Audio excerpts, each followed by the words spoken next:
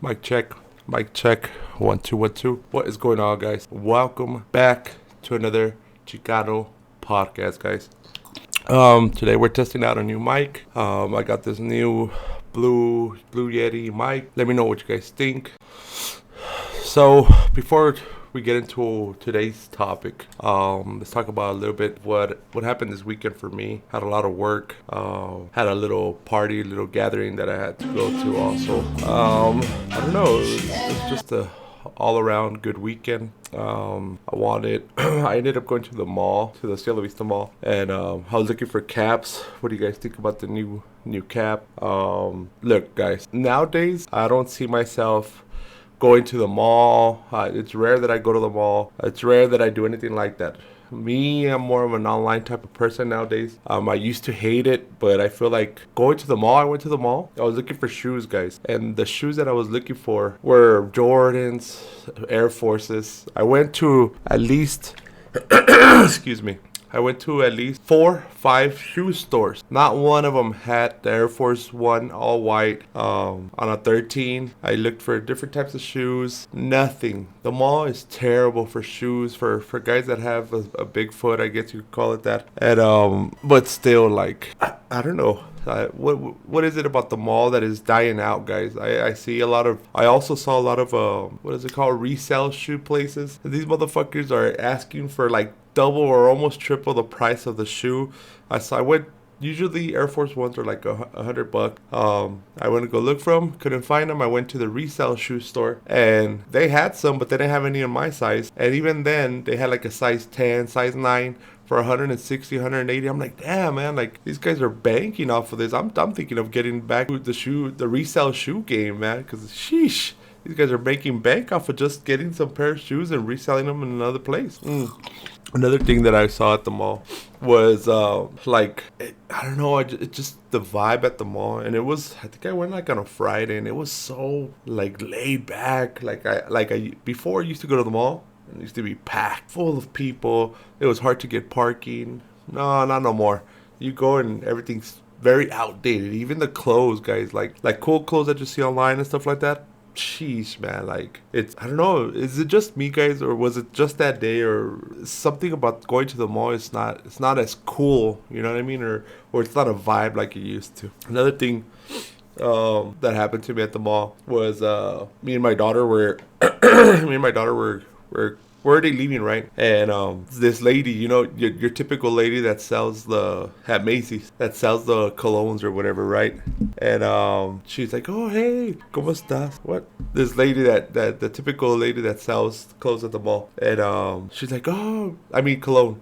Oh, come here, young man. Check out this new Savage cologne. And I've been wanting the Savage cologne for a while. And I was like, how much is it? And she's like, no, pues this one is like 150, 160. And I was like, oh. And I've been wanting to get it, but just the fact that the price is so high for me, you know what I mean? That cologne is so dope, but it smells so good. And she's like, and I told her, she's like, you should get it. And I was like, you know what? I've been wanting it for a while. She's like, yeah, look, it smells great. Boom, boom, boom, boom, boom. Start spraying all over me, like 4 to 6 sprays, like all over my face, all over my cologne. I'm like, hey, yo, chill. The people were crossing by us, were walking by us. They're like, oh, they started laughing because of my reaction. And she was like, yeah, you want it? Let's take it. And I was like, no, I'm good. And then she's like, oh, okay. And I was like, all right, then thank you. Have a good one. And literally, guys, for the rest of the day, I smelled like that cologne. Strong. I think I got a headache off of it because I usually get headaches off of that. But that shit was hilarious. Like, you're your typical lady that, oh, here, buy this cologne, and she pours all of it on you. I'm like, shit, man. But that I don't know, just crazy. I also saw the Celtics. I don't know if you guys are into NBA, but the playoffs are back. Celtics versus the Nets, Kevin Durant and Kyrie Irving versus the Celtics. Man, game 1 was yesterday, if I'm not mistaken, or the day before yesterday. No, it's got to be yesterday, I think. And it was amazing. The game was amazing. The Celtics defense played awesome. Held them down. Both those guys were were struggling the whole game. But even then, the Celtics almost played perfect defense, and somehow the Nets almost took the game. They were up, they were winning at the end. Several seconds, like 6 seconds left. They throw the ball. I'm gonna try to show the clip if they'll let me. But I'm gonna show the clip where they inbounds the pass, the ball. Smart gets the ball, I think, and he's about to shoot a three. Two people rush him. His high IQ, guys. This Marcus Smart guy is top notch. His IQ for basketball is out the range. And I will say this, one of the top defensive players out there, if not the best defensive player of this year for sure. He's about to shoot. These two guys come push him. They jump, try to block it. He doesn't shoot it. He literally, with like 2 seconds left, guys, he passes the ball to Jason Tatum, which is having an awesome year. He's finally showing leadership. He's finally using his body. Like 2-3 years ago, he was afraid of using his body against other men. Just weird. But I guess because he was a rookie or something. But he gets the ball, does a spin around, a turn around, and buckets. He does a little layup and they win with time. The bucket goes in. 0 seconds left. The Celtics get the dub. I'm so happy about that. But yeah, guys, NBA playoffs are back. It's gonna be a good playoff. I'm excited for the Celtics. I think they have a legitimate shot. Obviously, everybody thinks that they're gonna lose to the New York Nets, or to the Brooklyn Nets. I mean, but I don't know. I think it's gonna be a tough one. I think it's gonna go all the way to Game 7 at least. I mean, Game 6, Game 7, something crazy. You know what I mean? I don't think they'll get the shutout against the Nets or the Nets, vice versa. But it's gonna go deep. All right, guys. Now let's get into one of our main topics today. Let's say you're a man, you have a wife, and she ends up in prison. Okay, guys? Like, don't matter what the situation is, right? Let's say she goes in there for drugs or whatever the situation. She ends up in prison and you're being a good man. My question to you guys is, what would you do? Let's say she's in prison. You're over here being a good man, being faithful, faithful husband. And before you know it, you get that call. You know what I mean? You get your daily calls and she's like, hey, you know what, babe? Like, being in here in prison, I got really lonely. And, I hate to tell you this, but I'm pregnant. Like, boom! What would you guys do in that situation? And you're like, wait, don't women get incarcerated with women? Well, guys, in New Jersey, okay? And this is, you know what I mean? This is a little plot twist that I just gave you guys. But in New Jersey, 2 inmates at an all-woman prison are pregnant after reportedly having sex with a transgender inmate. Damn, man. The women are confined at the Etna Manhattan Correctional Facility in Clinton, New Jersey, the state's only all-women's prison, and is slated for closure following complaints about sexual assaults and other problems in the facility. A spokesman for the New Jersey Department of Corrections told that women became pregnant after the consensual sexual relationships with another incarcerated person. So let's say your girl's like, hey, you know what? I ended up sleeping with this transgender inmate and she got me pregnant. What would you do? Like I get this point, right? Like, what the fuck is going on with our society? Like, look, I'm all for the trans community and all other stuff, but at this point, I want to be trans. I'm gonna go to jail and then I'm gonna hook up with you know what I mean? Like, damn, man, ¿qué pinche pedo está pasando? Like, now, as let's say your girl calls you, what would you guys do? You know what I mean? Because I'm sure these ladies have some type of situation outside of prison, because let's say they were lesbian, then they wouldn't be interested in this transgender inmate. You know what I mean? And it was consensual. So would you guys still stay with your partner? Like, hey, babe, you know what? It's okay. We'll take care of the kid. You know what I mean? Would you trust your partner after that? Let's say you stay with them. Would you trust them? Or would you just break it off? How would you feel as a man? You know what I mean? I would personally feel betrayed. Like, I'd be like, damn, girl, like, out of all the people, all the women you could have been having sex with, you chose the transgender inmate to dick you down, and get you pregnant. Like not even just the dick down, but the pregnancy. Damn, man. This is insane, man. Now, I know people want to talk about, like, the transgender being in the same facilities of, you know what I mean? Let's say he's a transgender inmate that used to be a man. Should he have been there?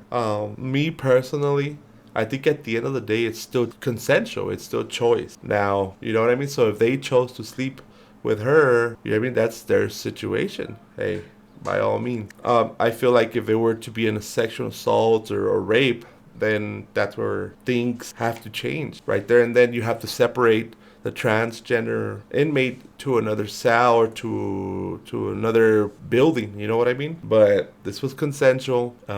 This is wild, guys. Like, and it's not even just one lady. Like it was two. So the trans was fucking everybody. I could bet you anything. This is result. You know what I mean? Like, I bet you this was it takes them about a month and a half, let's say, on average, to realize that you're pregnant. You know what I mean? So my questions here are, okay, so he was banging the shit out of both of them, and what in return was going on for him? Because I'm assuming transgender inmates that were men or women now, les gusta que le piquen, que le truenen la reversa. You know what I mean? Is this happening? What happened? You know what I mean? What's going on? Pero está cabrón ese pedo. ¿Sí me entiendes? Me personally, I don't know. I would be heartbroken. I would be like, fuck, man. Me ganó este cabrón. Me ganó esta persona. Oh, but what do you guys think? What would you do if you were on a phone call and your spouse was like, hey, you know what? I'm pregnant. And you're like, what the fuck? How? Y no, pues this happened. I slept with the trans person y me chingó and now I'm pregnant. Fuck, imagine those calls. Imagine. I bet you anything. There's going to be some type of shit right there. You know what I mean? I wouldn't be surprised if something goes down after prison. You know what I mean? Or do both of them fall in love with this trans person? You don't know. Now, let's move on to our next topic, guys. The Texas governor, Greg Abbott, is, for lack of better word, is a very controversial person. So this guy ended up, look, I don't like Greg Abbott, okay, guys? I think as a governor, obviously very right side of the situation. But look, here's my thing. This guy, the situation from what I know is Washington, D.C. is like, oh, you know what? Everybody, all the immigrants go through the border towns, through Texas and all this stuff, and we'll handle you guys. We'll let you guys in. We'll let you guys have a trial, seek asylum or whatever. So Governor Greg Abbott is like, oh, no. We're not going to be doing this on our side. He's like, I will pay, right? Texas will pay a bus to take all the immigrants, all the people migrating to Washington. And the situation here is you guys are going to handle them, because we're tired of handling all the immigrants and all this stuff. Now, guys, ever since I've been born, or ever since I was a child, Texas, El Paso, all of the border towns of Texas, we've always handled this situation. The immigrants and all this other stuff, and I get it. You know what I mean? Everybody's trying to get to the U.S. Mexico's, you know what I mean, not the best place to be at. If you give me Mexico and you give me the U.S., of course I'm gonna pick the U.S. any day. And you know what I mean? I'm so grateful to be an American. And so this guy, Greg Abbott, is tired of always having to deal with Washington, D.C.'s little situations where, oh yeah, we'll let everybody in, and then, oh, but they don't deal with it. You know what I mean? So this guy is I don't like him. Here is my thing. Does he have a good point? He ended up, as of now, he's taking 6 buses, Greyhound buses, full of immigrants, and he's like, okay, you guys could come in through here, but you guys are going all the way to Washington, D.C., and they're gonna handle your cases over there, because we already have too much. And I hate to say it, he's kind of right. He's right. And like I'm telling you guys, I don't like him. I'm telling you guys because I really don't like how his decisions are. We're going to talk about something else right now too. Where I think he's right. Like Washington, D.C. is like, oh yeah, we're the feds. We're okay. Yeah, come in. We'll let everybody come in. We'll let Texas and every border city or every town handle you guys and all this stuff. And it just doesn't work that way. You know what I mean? It shouldn't work that way. And he's right. Like Texas, there's people that have came here legally and done all the paperwork and all this stuff, and they still haven't heard anything from Texas or from the state, because they're so backed up. It's years and years and years and years and years of this shit. So now that he did this, okay, now Washington, let's say I want to see what Washington D.C. is gonna think about it, and I'm sure Washington's gonna be like, oh, we'll handle them here and all this shit. But then you start realizing, okay, that's 6 buses. Wait till 30 buses come in. Wait till 60 buses come in. Wait till 100 and something buses come in. And then you're going to be like, well, what are we going to do with all these people? You know what I mean? So that's a good thing for Greg Abbott. What do you guys think about his decisions of sending immigrants that way to Washington, D.C.? Now, here comes another thing for Greg Abbott. He also made a stricter policy at the borders, right, where you have to check tougher checks for trailers, for all the incoming importers, exporters, all other stuff. And so the lines are off the chain at the border, and there's pictures of it and stuff like that. And a lot of people are saying that it's a publicity stunt, that he's trying to, gain some points for the next elections or whatever. And he's like, oh, it's because too many drugs are coming in and all this stuff. And I agree with that. I think I agree with that more than putting a damn wall like Trump, and he agreed to, right? But let me tell you, most of the drugs are coming in through those borders. And the reason why is because they're not getting checked how they're supposed to. Now, do I agree that they should be stricter? Yeah, I agree. But also, it has to be time consuming. It has to be quicker. It has to be, all that money that they spent on a wall should have gone to more agents, should have gone to better machines, extra machines. We could make it quicker. Boom, boom, boom, boom, boom. You know what I mean? If I know he's getting a lot of flack for this, but I think he did it out of like pettiness, and this is not the right thing for him. But he's also causing inflation. He's also causing a lot of the good trailers, or a lot of the imports, to be ruined because they have a due date to them. Because if they're in the trailer for too long, then it's gonna mess up. And because of the long lines, then there's no stuff at your local Walmart. There's no stuff at your local Target. There's nothing to be.